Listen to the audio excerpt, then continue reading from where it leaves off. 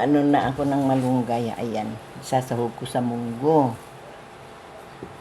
Nagpakuha ko ng dahon na malunggay doon sa manugang ko kay Bong, kasi kailangan sasahugan yung munggo ng dahon na malunggay para masustansya.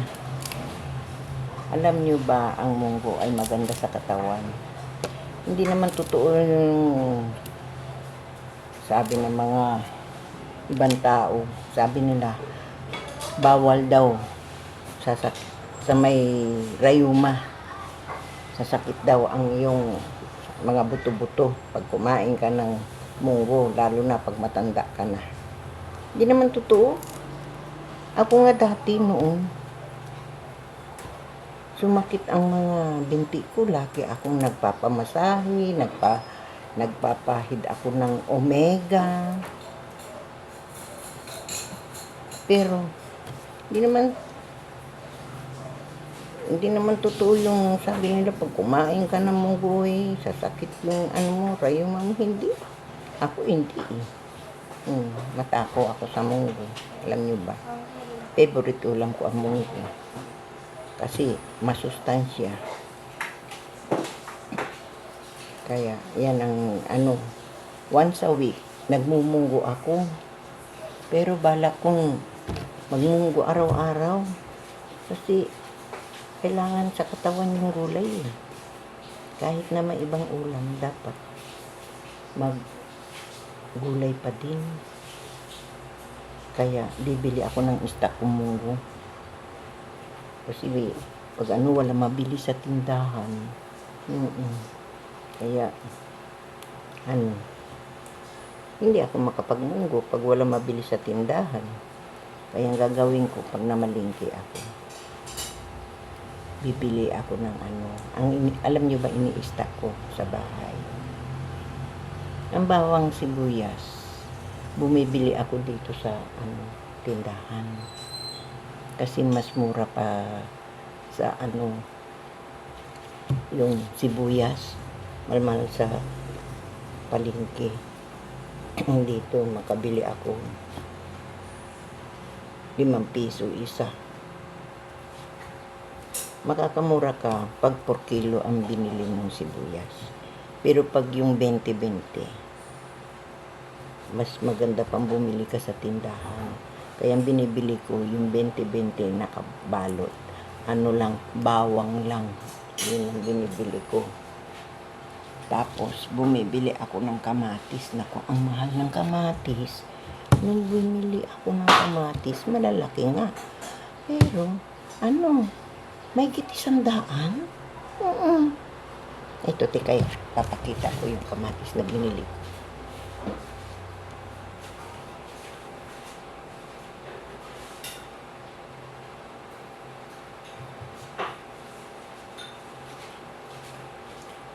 Eto. May $100 yan. Biglang taas ng kamatis. Dati ang mura ng kamatis. Sarap mag-isa. Pero ngayon, yung nag-uulan-ulan na, mahal na ang kamatis. Ang bibilhin ko pag namalingki ako, bawang, kamatis. Tapos talbos ng kamote. Kasi wala akong talbos ng kamote dito. Merong talbos kami ng kamote andun sa harapan, sa labas. Ayaw ko naman kumuha doon kasi hindi dito sa loob ng bakuran. Nasa tabing kalsada. Kaya ayaw kong kumuha doon. Eto, malunggay.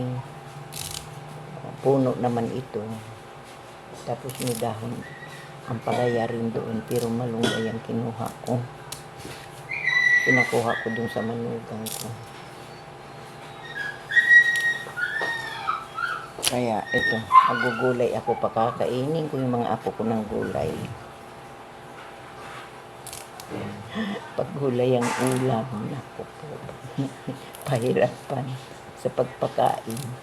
Pero pag karne, nako, hindi ka na kailangan manawag, kakain na silang kusa. Pero pag gulay, pinipilit ko silang kumain ng gulay. Dahil yun ang kailangan ng katawan, gulay. Pili ako ng ampalaya, kalabasa, yan ang mga bibiling ko, mga gulay-gulay. Yung kung bumili ako ng isang buong kalabasa, meron pa natira dyan, kapiraso. Isasahog ko pag pag naggulay ako. Pero, bibili na rin ako ng panibago stock ba. Masarap gataan ng kalabasa. Gustong-gusto ng mga apo ko yung ginataang kalabasa.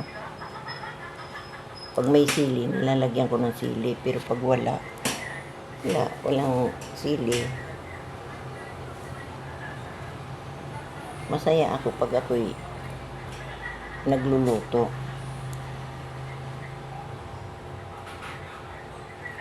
Yun ang kasayahan ko. Ayaw ko magtambay sa labas. Gusto ko may ginagawa ako dito sa loob ng bahay. Ayan.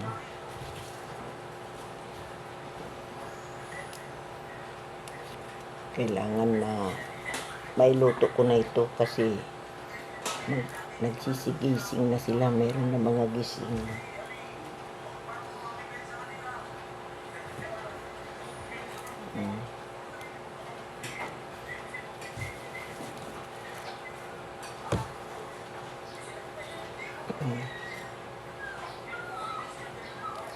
Para may ulam pa ng halian. Sa gabi, iba na naman ang ulam. Ito, pananghalian lang to. Kasi madami kami. Madami akong apo. Ilan tong apo ko nandito? 6. Yung isa, nakabukod sila. Ibang bahay niya. Itong kasama ko dito sa bahay. 6 na apo ko. Ayun. Pag binibigyan ko din sila ng trabaho. Nagtutuka ako ng magluto, maghugas. Pero pag hindi nila ginawa yung trabaho nila, siyempre, mapipilitan ako ang gagawa. Tinuturuan ko kasi silang magtrabaho. Mahirap pag hindi marunong ang mga apo na magtrabaho. Ayaw ko sa lahat yung wala silang ginagawa. Kailangan tumulong dito sa bahay. Ganon. Ayan. Masarap ito pag naluto. Nagpakuha ko ng daang malunggay. Bibigyan ko yung tiyahin kong bispring ko. Kay darang ko rin. Humihingi ng dahon na malunggay. Kaya, padadalhan ko siya. Mamaya, pupunta sila dito. Itatawag ko lang sa kanya. Ayan, kukuhanin na nila dito.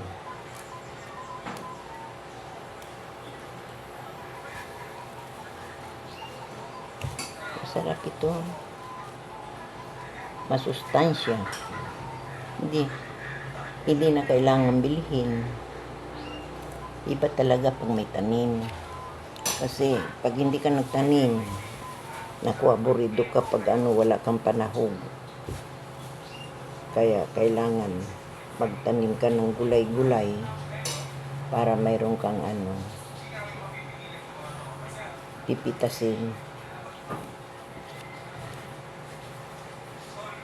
Ang tanim na ng manugang ko, ang pinapatanim ko. Talbos kamote, ampalaya, sili, talong. Pero maliliit pa yung bunga ng talong. Hindi katulad noon. Araw-araw namimitas ako ng talong. Masipag mamunga. Ngayon, hindi mahilig mamunga yung talong. Hindi pa ako nakakuha. Nakakuha yung manugang ko, ang liliit. Kaya wala akong makitang bunga. Kaya hindi ako nagpipitas. Wala akong mapitas lang.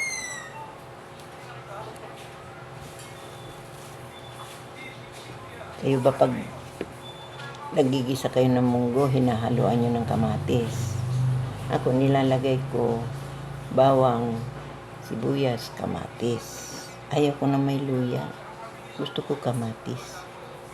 Oo. Tapos, igigisa ko. Haluan ko ng prito. Pritong tinapa o kaya tilapia. Kung ano ang isdang meron sa rep. Yun ang inahalo ko. Panahog. Kasi, hipon sana. Kaso mayroon akong apong hindi nakain ng hipon. Allergy siya sa hipon. Namamantalang katawan niya kapag kumain ng hipon.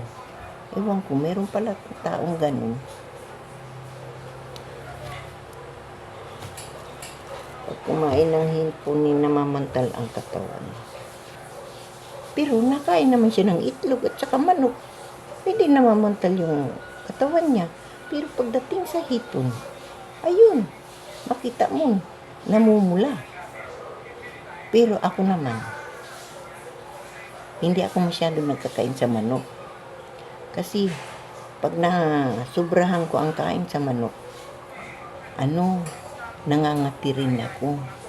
Paminsan-minsan, akong kumakain ng manok. Pero ang itlog, araw-araw kumakain ako ng itlog. Oo. Kasi kailangan sa katawan, ang itlog. Masustansya ang itlog. Ang sabi, 2 itlog everyday. Pero, siyempre, hindi naman kaya ng bulsa yung 2. Hindi lang naman ako ang kakain. Siyempre, may mga apo ako. Kaya, 1 itlog lang. Nung araw nga, maalala ko, maliliit pa yung mga anak ko. Siyempre, mahirap lang ang buhay na. Nasa Maynila kami. Hanggang ngayon, pinagmamalaki ng mga anak ko sa mga anak nila. Sa totoo lang, ang buhay namin mahirap lang. 1 itlog, 2 ang kakain. Hahatiin pa yan sa gitna. 1 galunggong, 2 ang kakain. Hahatiin yan sa gitna. Tapos ang almusal, tinapay, 1, 2 pandesal ang kain. Binabudget ko ang kita ng asawa ko. Tapos yung kinikita ko rin. Siyempre, pandagdag. Alam nyo naman ang buhay sa Maynila. Binili lahat. Kaya ganun, tipid. Pati baon nila tipid. Naanohan ko nga yung naranasan ko nga yung magtinda ng balut pagdating sang gabi. Tapos yung 2 anak kong lalaki, nagtitinda ng sigarilyo. Uuwi kami 1:00 ng gabi. Kasi mahina ang kita ng asawa ko noon. Driver nga siya, pero mahina ang kita niya. Ngayon, ako, pagdating ng araw, nagtatrabaho ako sa Pakod. Pagdating ng hapon, alas 5 ng hapon, uwian na. Diretso akong kukuha ako ng balot. Lutong balot na yon, ititinda ko na lang. Alas 6 ng hapon. Pero kakain muna ako sa bahay ng kanin. Pagkatapos, punta tinda ng balot. Ganun. Tapos, hanggang 1:00 ng madaling araw, kami nagtitinda mag-ina ng balot. Naranasan namin yan sa hirap ng buhay. Minsan kasama ko yung mga anak kong babae. Sumasama silang magtinda, natutuwa sila. Yung bunso ko noon hindi pa nag-aaral pero magaling siyang manukli kung may bumili ng sigarilyo. Kasi yung tinda ko, balot, penoy, tapos chicharon, tapos nilalagyan ko ng sigarilyo. Andun kami sa tabi ng kalsada. Ganon. Naku, pag may away, nalilimas yung mga tao doon sa bandang likuran ko. Madilim yung pinuwestuhan ko sa kanto, walang ilaw. Kasi, yun, furniture yun. Binabasag ng mga lasing yung ilaw nila. Kaya hindi na nila nilagyan ng ilaw. Ang ilaw ko, lampara. Naku, minsan nga, may naghahabulan. Nag-away. Pero hindi ako natakot. Minsan, may nagbabasag ng bote. Sisilipin ko pa kung sino yung nambabato ng bote. Hindi ako natakot. Tapos sabi nung isang mama, ang daming basag na bote dito. Sino nabasag dito? Hindi ko nga makita, sinisilip ko kung sinong nagbabasag ng bote, nambabato ng bote. Sabi ko gano'n. Hindi kayo natakot? Sabi niya sa akin. Hindi. Ay, ang tapang niyo. Sabi gano'n. Hindi naman. Sabi ko, kasi marami akong anak. Kaya kailangan magtinda ako ng balot. Kailangan kumita ako. Kung hindi kami kakain mag-ina. Sabi ko gano'n doon sa doon sa mama. Kahit na ako nagtitinda ng balot, yung 2 anak kong lalaki, kasi 2 magkasunod na lalaki, pina-enroll ko sila sa private. Kasi ayaw ko silang baka makurso na dahan ng kaya pina-enroll ko sila doon sa sa perpetual. Ganon.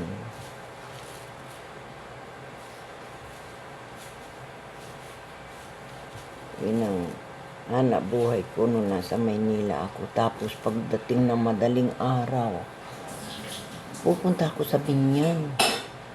Mamimili ako ng ng mangga. Mamimili ako ng mangga. Una, doon sa palengke doon sa amin, titingnan ko ang price ng tinda sa palengke. Kamurahan pa noon. Ang tinda nila, yung maliliit, 7 pesos. Tapos, yung malalaki,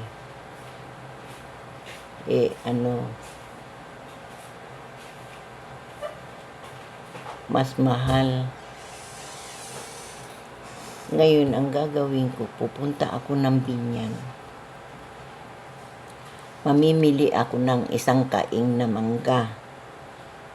Dadalhin ko yan sa trabaho, kikiluhin ko muna sa bahay. Ngayon, pagdating ko doon, yung kantin namin, bibili siya ng cash. 3 kilo na mangga. 7 pesos ang binta ko, malalaki pa yun. Pagkatapos, yung mga kasamahan ko naman sa trabaho, utang. Pagdating ng Sabado, doon ko sila sisingilin. Magdi-deliver ako ng Lunes, Martes, Miyerkules. Yun, 3 araw. Tapos, tapos, yung ang singil ko pagdating ng Sabado. Alam nyo ba, palibasa kasi, marunong akong tumawad, marunong akong mamili. Kamurahan pa noon, ang isang kaing, nabibili ko ng 35 pesos o kaya 40, mahal na yung 40. Isang kaing na yun na mangga. Ngayon, binta ko ng 7 pesos. Ang laman ng isang kaing ay 13 kilos. I-times mo yun sa 7 pesos. Sa 10 kilo lang, meron ka ng 70 pesos. Ang puhunan lang noon, 35. Di may tubo na ako. Yun ang gawa ko. Pag panahon ng mangga, namimili ako sa binyan. Malaki ang tubo ko. Mayroon pang pagkain yung mga anak ko, syempre. Yung sobra, pagkain ng mga anak ko, ititira ko na yun. 1-2 kilo, ganyan. Kinakain nila. Pagkatapos, pagdala ko sa trabaho, kukuha yung kantin namin ng 3 kilo. Di sa 7, 21. Ang bili ko lang 35. Di konti na lang idadagdag ko, di ba? Marunong si Lola Del nung araw. Palibasa maraming anak. Dubli-dubli ang kita ko. Sa umaga, mamamalingki, kung ano mabili kong pruta sa binyan, yun ay titinitinda ko dun sa trabaho ko. Pagkatapos, pagdating ng hapon, gabi,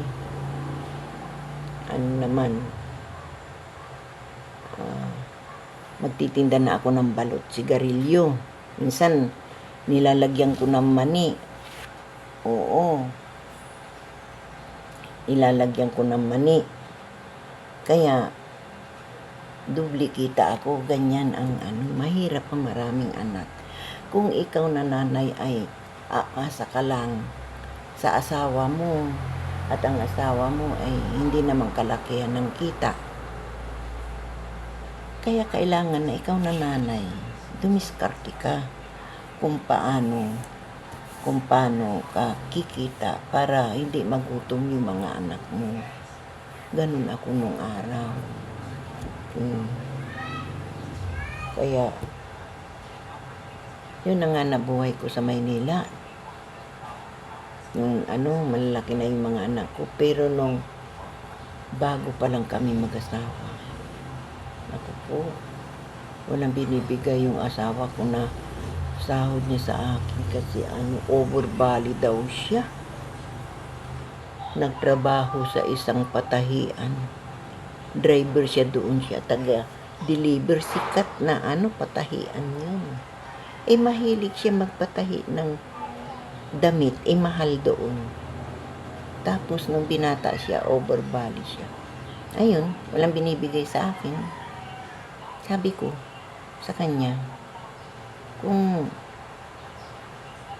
ganyan din lang ang kita mo, hindi mo kayang magpamilya, wala kang binibigay sa akin, pero inyo bibigyan niya ako 10 piso isang linggo, magkakasya ba yun? Anong nangyayari? Kamurahan pa noon. Malaki ang kita ng asawa ko, minimum. Mataas pa nga kasi may mga tip-tip pa yan. Siyempre, pag nag-deliver siya dun sa mayaman, bibigyan pa siya ng di ba? Eh, buhay binata siya. Ngayon, nangyari, bibili ako ng 30 centavos na munggo. Yung luto na. Pinilit kong tipidin yun minsan. Agamang lang ang binibili ko para mayroon lang akong maitabi. Ngayon, mabuti na lang mayroon akong tiyahin na mabait. Si nanay, kinuhang kasama doon. Pagdating ng gabi, padadalhan ako ng ulam. Doon ako nakakakain na masarap. Dati mataba ako. Nung naging butot balat ako, pumayat ako ng husto. Naging sexy ako. Tapos, nangyari, nag-ipon ako.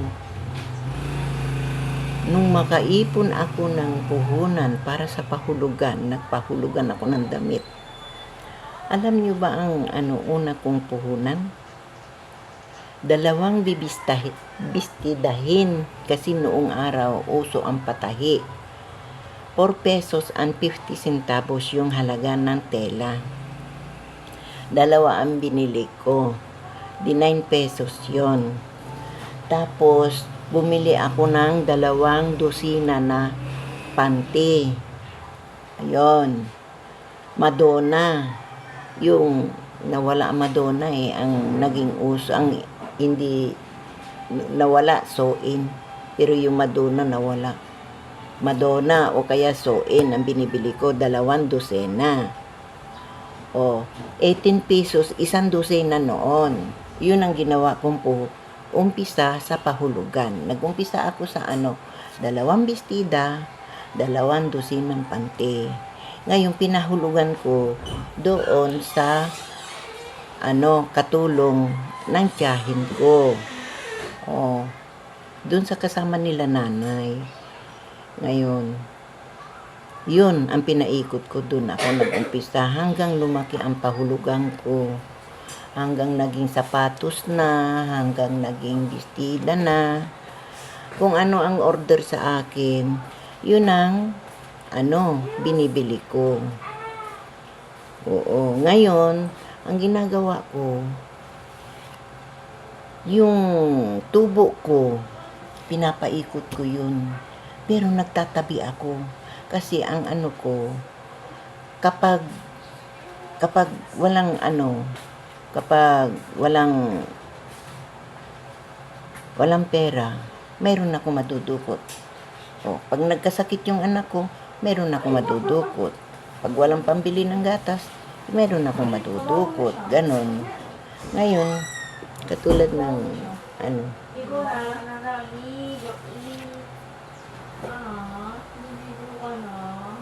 kasi ulang nga ang binibigay sa akin ng asawa ko. Kasi mahilig siya sa hay alay. Mahilig siya magtaya ng hay alay. Kaya kami nagkakagalit noong araw. Sabi ko, makita ko yung mga papel ng hay alay, 25 centavos. Sabi ko, kung inipon mo na yan, pinambili mo ng papel na yan, pag makakabili ka na ng karne, iiwi mo dito sa bahay, tuwan-tuwa pa yung mga anak mo, mabubusog pa sila. Yun ang pinagkakagalitan namin dalawa noong araw. Kung sa mabait yung asawa ko, kaya lang, siyempre, alam niyo na, pag nakayag ng mga kasamahan, napapasama siya. Ngayon, pag nagalit na ako, sinusunod naman niya ako. Ganun ang nangyari sa amin nung mga maliit pa yung mga anak ko. Ganun ang nangyari. Ayun. Kaya, nung araw, nakakaipon ako. ka pala. Pag natunugan ng asawa ko, sabi niya, Tilia, mayroong second hand doon na stereo. Sabi niya, ang ganda ng tunog. Sabi ko, hindi. Sabi ko, meron na itong radyo. Sabi ko, di, tingnan mo lang, ang ganda, quadrosonic. Doon sa Radio World, sabi niya. Punta naman ako dahil pinilit niya ako sinama. Ngayon pagdating doon, wala na yung second hand na stereo. Malalaki pa ang kahan noon ng stereo, malalaki. Ngayon,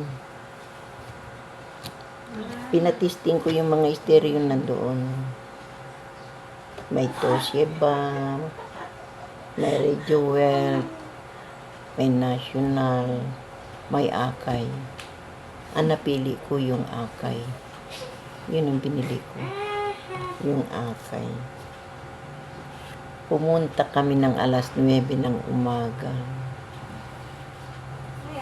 May nag-CI pagkadating ng alas 11.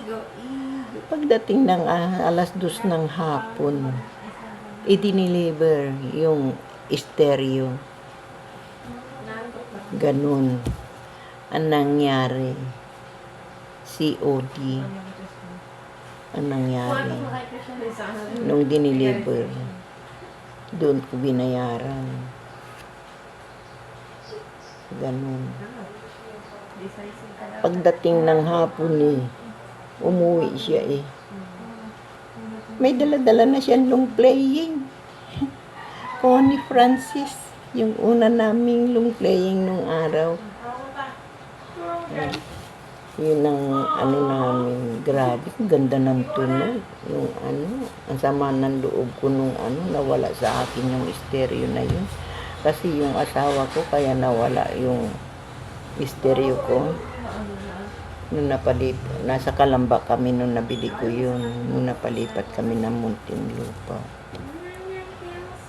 Yun, meron siyang kasamahan na nagbida-bida na pag nag-abroad siya, ang bili niyang stereo yung Marantz. Ang ganda raw ng tunog. Ito namang asawa ko. Nung ibininta yung tracking nung nila. Nag-apply siya ng papuntang abroad. Ayos ng lahat. Nung paalis na siya hindi siya tumuloy. Napabinta yung stereo ko. Naghirap ako noon. Na-down ako. Yun ang nangyari sa buhay ko noon. Kaya, nung down ako, napilitan ako ngayon maghanap ng trabaho. Nawala na pati yung pahulugan ko. Ang nangyari, nagtinda ako ng balot, mangga. Yun ang naging karanasan ko sa Maynila. Tapos, nung pumunta na naman ako dito sa probinsya, ay di, nung nakapasok siya sa magandang trabaho. Oh my God! Ginawa ko lingid sa kaalaman niya. Nag-iipon ako. Tulong kaming dalawa kasi hindi pwedeng siya lang mag-isa ang maghanap buhay. Kailangan magtrabaho din ako. Maghanap buhay. Kasi dami naming anak. 6. Mahirap ang bumuhay. May high school na ako, may elementary. Hanggang nag-high school, nag-college, ganun. Ngayon,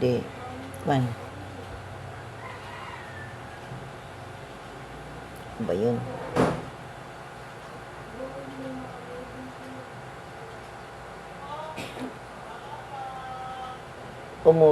Umuwi kami dito sa probinsya. Ngayon, ang mga anak ko nagpaiwan dito sa probinsya. Ako naman paluwas-luwas dun sa Maynila kasi nandoon pa siya nagtrabaho. Weekly kami umuwi. Ngayon, ang ginagawa ko, nagtinda ako ng longganisa tocino. Gawa ng mga Kapampangan. Pero homemade. Walang tatak. Ngayon, kasi mayroon ako nakilala na nagtitinda ng yung ganisa tocino. Ni-refer ako doon. Ngayon, kumukuha ako doon. Binabayaran kong cash. Maniwala ba kayo na ang binubuhat ko isang delivery, 20 kilo? Binubuhat ko yan. Oo. Ilang rides ako. Magmula doon sa kukuhanan ko, maglalakad ako hanggang sa may sakayan ng jeep. Tapos, pagbaba ko, maglalakad uli ako hanggang doon sa may sakayan ng tricycle. Pagbaba ko ng tricycle, sasakyan na naman ako ng jeep. Tapos, pagbaba ko ng jeep, buhat-buhat ko na naman. I-deliver ko dun sa bahay-bahay. Alam niyo bang pinag-deliveran ko pa? Doon pa sa may nagtahan. Doon sa squatter. Eh, siyempre, magbibit-bit na naman ako hanggang doon. Unang deliver ko, sabing ganon. May nadaanan akong 3 lalaki. Lasing sila. Ano yan dala mo? Sabi sa akin. Longganisa tocino po. Ano yan? Bibili kami. Baka puro sapal yan. Sabi nga sa akin. Sabi ko, hindi. Sabi ko ganun. Purong karni ito. Sabi ko ganun. Ngayon, sige, bibili kami. Sabi ganun ng 3 mamang nagiinuman. Ngayon, pag sapal ito, ibabalik ko sa iyo Oo, sabi kong ganun. Kasi may nagdi-deliver dito dati. Puro sapal yung longganisa niya. Hinahaluan niya ng yung ng nyug. Yung ganun. Ngayon, hindi po. Itong sa akin, purong karni talaga. Sabi kong ganun. Pinapanood ko yung paggagawa pa nila. Sabi ko, malinis po ito. Sabi ko ganun, homemade po ito. Sabi ko ganun. Tapos yun, bumili sila. Yun. Yung iba, utang. Yung iba, cash. Pag cash, mababa ng 5 piso. Pero pag utang, may patong na 5 piso. Ganon ang nangyayari sa akin. O pagdating ng after 1 week to pay ang ginagawa ko. After 1 week, maniningil ako. Ngayon sabi ng mga suki ko, Nay, may dala na kayo, longganisa? Ay wala pa, maniningil muna ako dito sa inyo kasi i-remit ko. Hindi ko sinabing sarili kong puhunan. Kasi baka hindi ako bayaran. Ngayon pag sinabi kong inaangkat ko lang, babayaran nila ako. Para mayroon uli ako mai-deliver sa kanila. Ganun ang ginagawa ko, taktika. Sabi ko, inaangkat ko lang. Kailangan mai-remit ko muna yung bayad bago ako makakuha uli. Sabi ko. Di nagsibayad sila. Ngayon, kukuha uli ako ng paninda ko. Ganon. Pero, bibilhin ko yun. Yung nasingil ko, yun ang ibibili ko uli. Itatabi ko na yung tubo ko. Ganon ang ginagawa ko. Ngayon, susunod na araw, magdi-deliver uli ako sa may San Andres. Ganon ang ginagawa ko. Ganon din ang ginagawa ko. May nagbabayad ng cash, may utang. Ganon. Tapos susunod na naman, sa ibang lugar na naman. Ganon. Sa Pasay naman, ang pagdadalang ko. Ganon ang ginagawa ko para makabinta. Oh. Ngayon, uwi na kami doon dito sa probinsya. Mayroon nang akong maibigay na yung tindahan kong binuksan.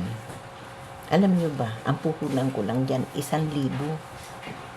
Sa loob ng 1,000 na puhunan ko, ilang piraso lang ang paninda ko. Bibili ako ng 5 takal na tag 1/4. 5 pirasong asukal. Tapos kape, bibili ako ng kape na 5 piraso. Youngstown, 5 piraso. Corn beef, 5 piraso. Pork and beans, 5 piraso. Tapos titingi ako ng sigarilyo. Sa loob ng 1,000, yun ang paninda ko. Wala pa akong soft drinks. Wala pa akong alak. Yun ang paninda ko. Ngayon, hanggang ginagawa ko, pinapaikot ko yun. May mantika, may shampoo, sabon. Yun ang mga paninda ko. Ang ginagawa ko, araw-araw namamalingki ako. Kasi pinapaikot ko yung binta ngayon. Ipapamalingki ko bukas. Hanggang dumami yung paninda ko. Nung dumami, nilagyan ko ng isda gulay sa harapan. At saka bumili ako ng prutas. Alam niyo ba yung pinya noong araw? Nakakatawa. Ang binta doon sa palengke ay 12 pesos. Isang pinya. Ang ginagawa ko, pumupunta ako doon sa biyahero. Nakukuha ko ng 3 piso, 3.50. Ang gagawin ko yun, hihiwa-hiwain ko yun. Ginagaya ko yung kung gaano kalaki yung hiwa nila doon sa palengke. Abay, ang nangyayari, malaki ang tubo ko doon sa pinya kasi binta ko ng piso isa. Ganon din sa kamote. Bibili ako ng kamote 4 kilo, 7 pesos ang 1 kilo. Tapos ibibinta ko yun. Iluluto ko muna, ibibinta. Pagdating din sa saging, 400. Magkano yung bili ko ng saging? Mura lang. Ang 400 noon. Binibinta ko, ginagawa kong banana cue, piso isa. Naku, ang mga bata nakapila. Bumibili ng banana cue. Tapos nung arena naman ang binibili ko. Hot cake. Yun. Nakapila din ang mga bata kasi piso lang isang hot cake. Yun ang ginagawa ko noon nung nag-aaral pa yung mga anak ko. Tulong-tulong kami. Nawalan ng trabaho yung asawa ko. Ayun, ginawa ko siyang tagahiwa ng pinya. Kasi nung taxi driver siya. Abay, ilang buwan siya doon. Walang inuwing pera. Ay sabi ko, huwag ka lang bumalik. Dito ka na lang, maghiwa ka na lang ng pinya. Sabi kong gano'n sa kanya. Hindi ko na pinabalik. Andito na lang siya. Tagagawa ng yelo, tagahiwa ng pinya, ganyan. Tulong-tulong kami. Tapos nagpahalo yung bunso ko. Nilagyan doon sa harapan ng bahay. Naku, ang paninda ko, aywan ko ba, napakaswerte ko. Parang nililimas. Alam niyo ba, anong nangyari? Nakatuwaan ko doon sa suki ko ng itlog. Sabi ko, suki, ang sarap siguro mag-squatter. Sabi ko ganun. O sige, magtinda ka, maghanap ka ng pupwistuhan mo, mag-squatter ka. Susuportahan kita sa itlog. Sabi ganun. Ngayon, naghanap ako. Sinabi ko rin naman doon sa may suki ko sa grocery.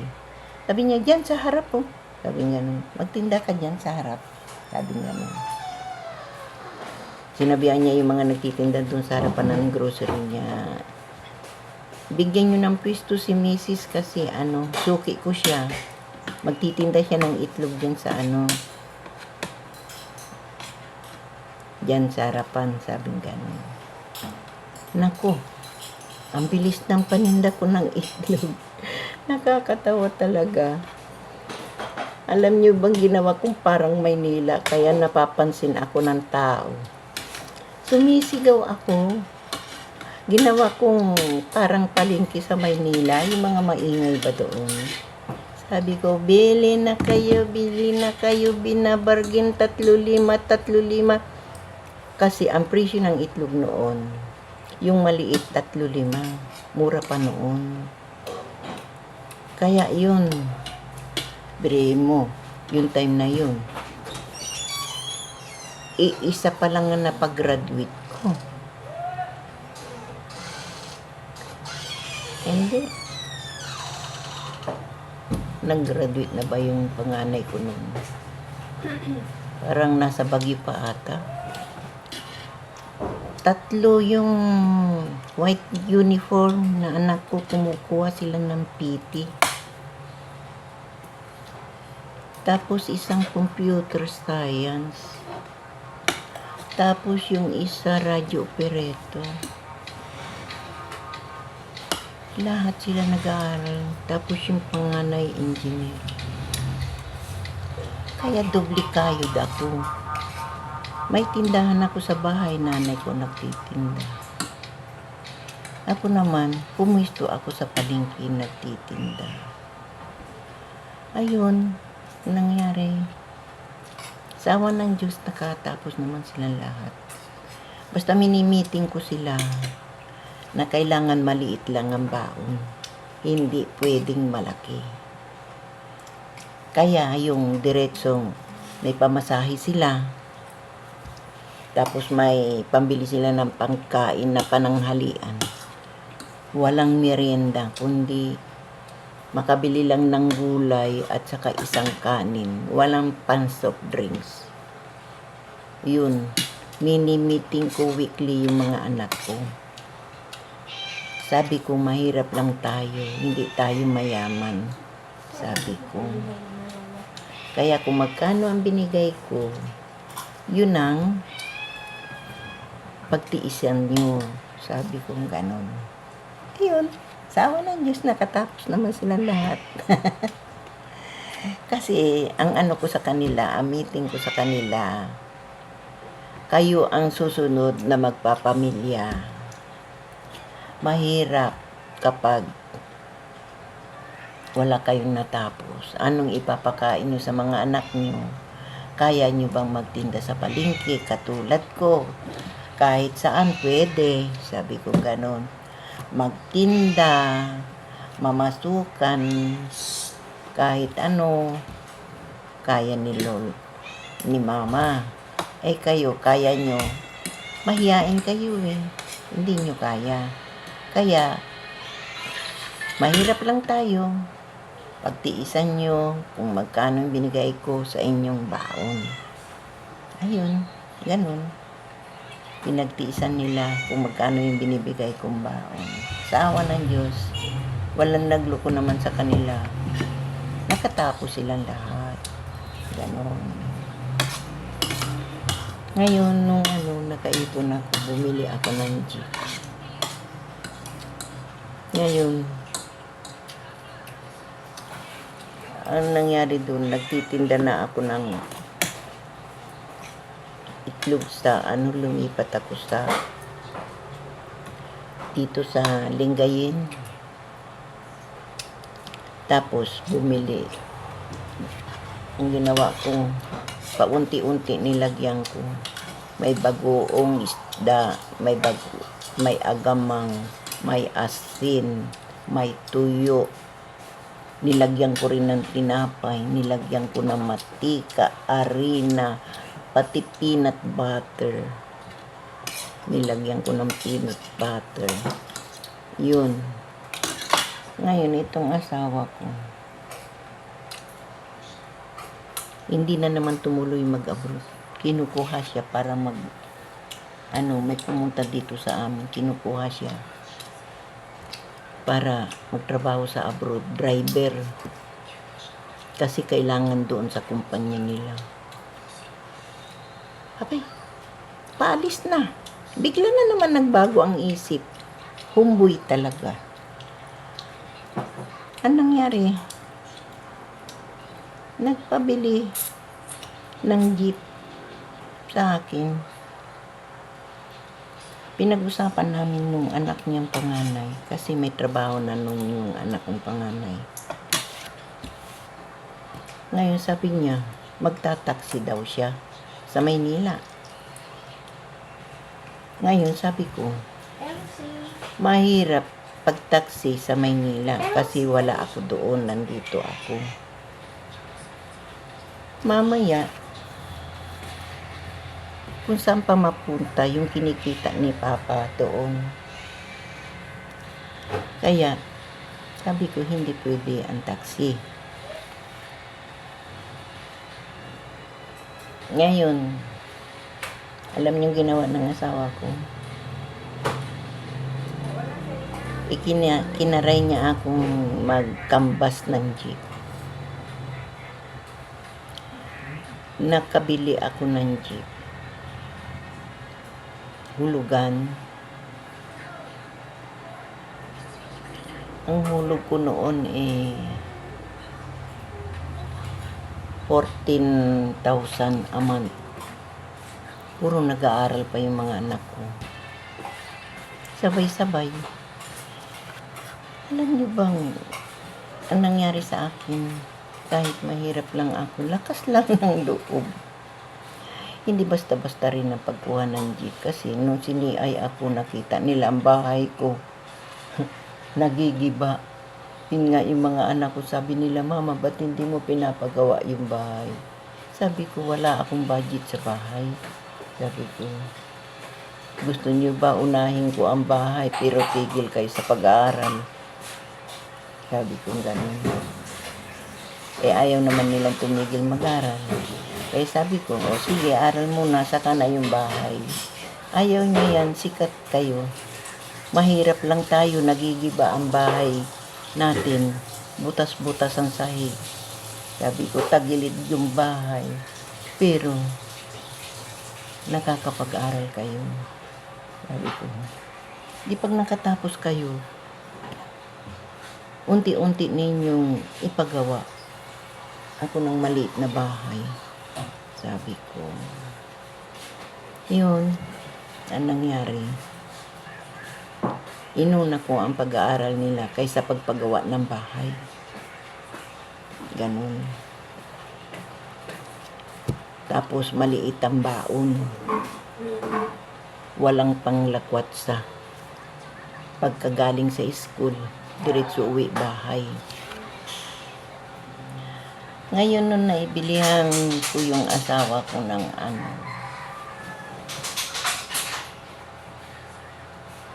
nag-down ako ng 150 tapos monthly ko 14K. Kaya ako nakakuha ang sini ay yung pwestong pinagtitindahan ko doon sa palengke. Ayun, kaya ako nakakuha ng hulugan na sasakyan. Tapos, ayun, nagpasada yung asawa ko.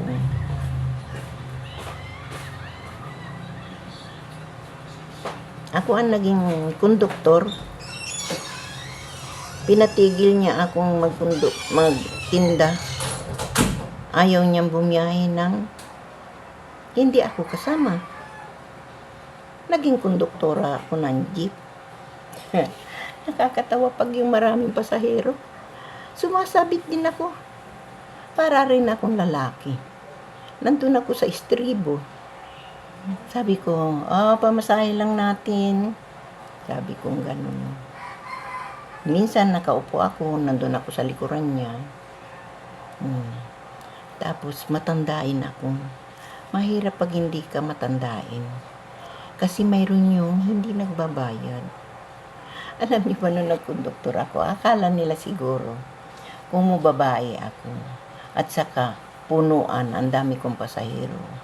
Akala nila hindi ko alam kung sinong nagbayad at hindi pa. Ngayon, malapit na tayo, nasa Dagupan na tayo. Pamasahe lang natin, kailangan magbayad lahat. Mayroong 5 na hindi binibigay ang bayad, tahimik lang silang nakaupo. Nakakatawa talaga. Sabi ko, mayroon pang 5 hindi pa nagbabayad, pakiabot lang yung bayad, nasa Dagupan na tayo. Malapit na tayong bumaba, sabi kong gano'n. Mga, lalaki, huy, bayad natin. Sabi gano'n, hindi pa tayo nagbayad. Eto pong bayad namin 3.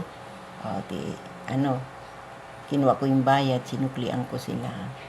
Mayroon pang 2 na hindi pa nagbabayad, sabi ko. Hindi ako nagtatanong kung saan sila galing. Basta tinatandaan ko kung saan sumakay ang mga pasahero ko. Kahit baba, akyat ang pasahero ko, alam ko. Ngayon, walang gumagalaw na magbayad doon sa 2. Pakiabot lang yung bayad ng 2, hindi pa nagbabayad. Sabi ko gano'n. Nung hindi nila inaabot, sinabi ko na kung saan nakaupo. Yung pong nakaupo sa likod, pakiabot ang bayad. Sabi kong ganun. Doon nagbayad. Mayroon pang isa, sabi kong ganun. Alam niyo ba yung mga hindi nagbayad na 2 babae? Galing pa ng Lingayen, diretso Dagupan. Ay, sus Ginoo.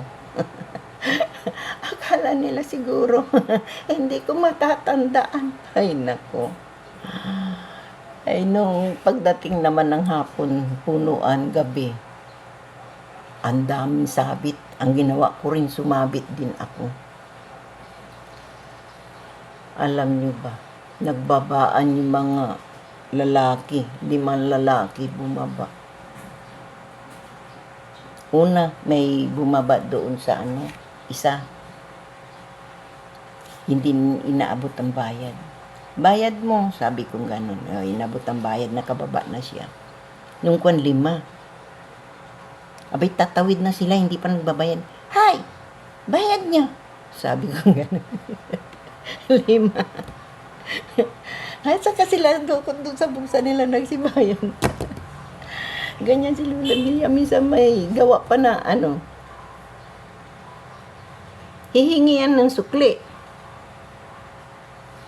Inabot ko na ang sukli. Sabi, kwentuhan sila ng kwentuhan. 2 babae.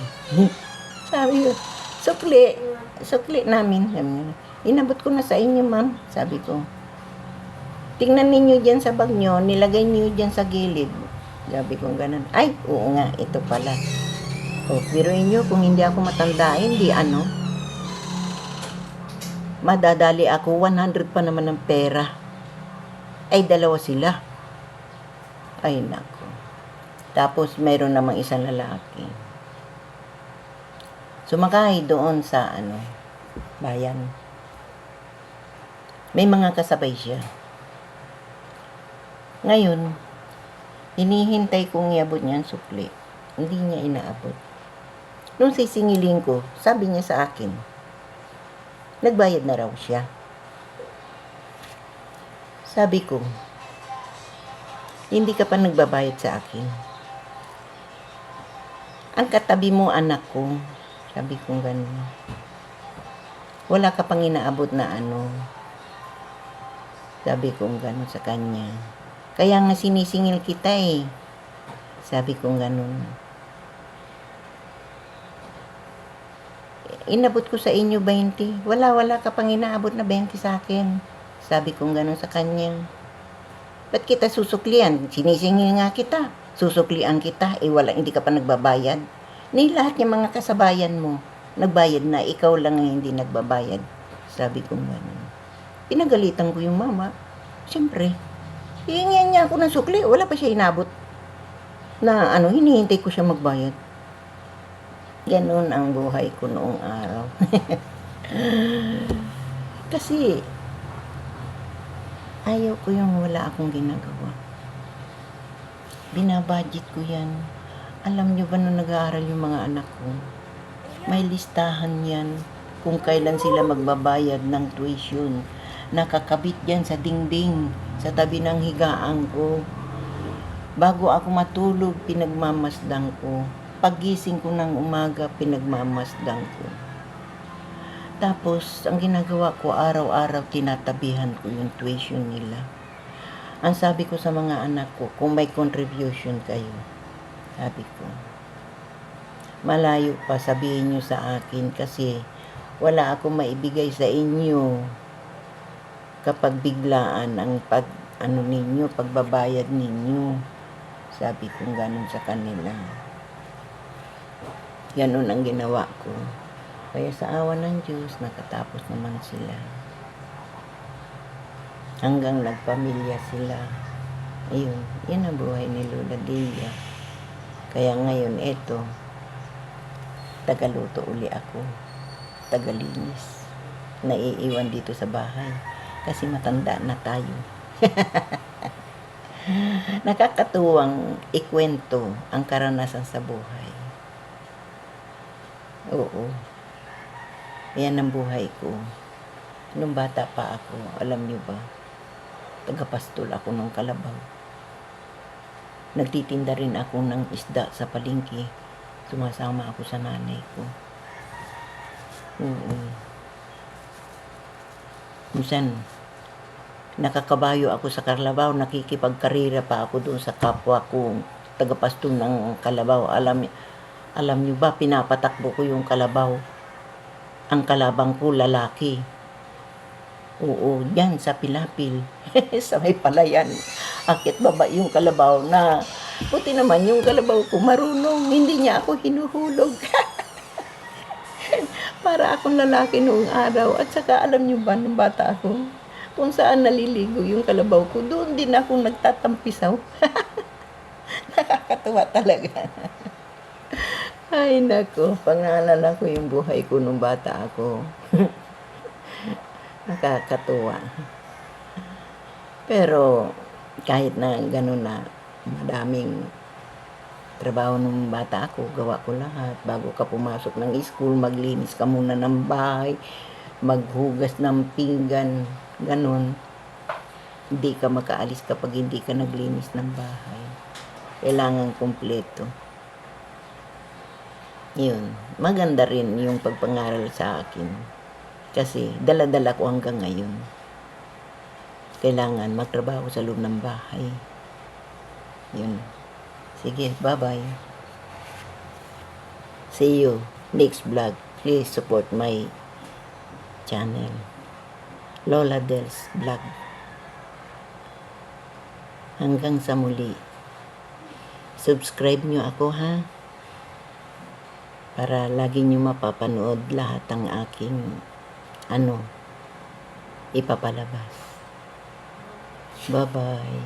See you. Love you.